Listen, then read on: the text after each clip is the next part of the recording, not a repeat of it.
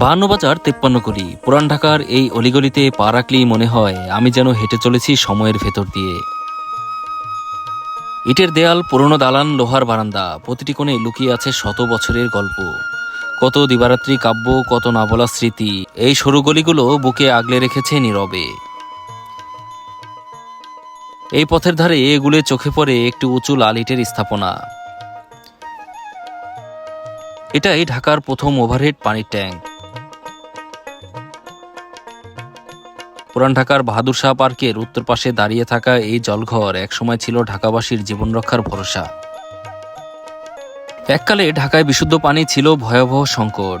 মানুষ নির্ভর করত নদী, পুকুর আর পাতকুয়ার ওপর। কলেরা তখন ছিল নিত্যসঙ্গী, প্রতিদিনের অদৃশ্য আতঙ্ক। ঠিক সেই সময়ে নবাব আব্দুল গনি ও নবাব আহসানুল্লাহর অর্থ সহায়তায় শুরু হয় আধুনিক পানি ব্যবস্থার উদ্যোগ।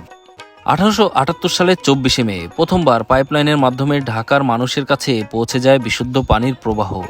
আজ প্রায় 147 বছর পর এই পানির ট্যাঙ্ক আর সচল নেই, তবুও ইতিহাসে নীরব সাক্ষী হয়ে সে আজও দাঁড়িয়ে আছে ঢাকার বুকে, পুরান ঢাকার অলিগলির স্মৃতি আগলে।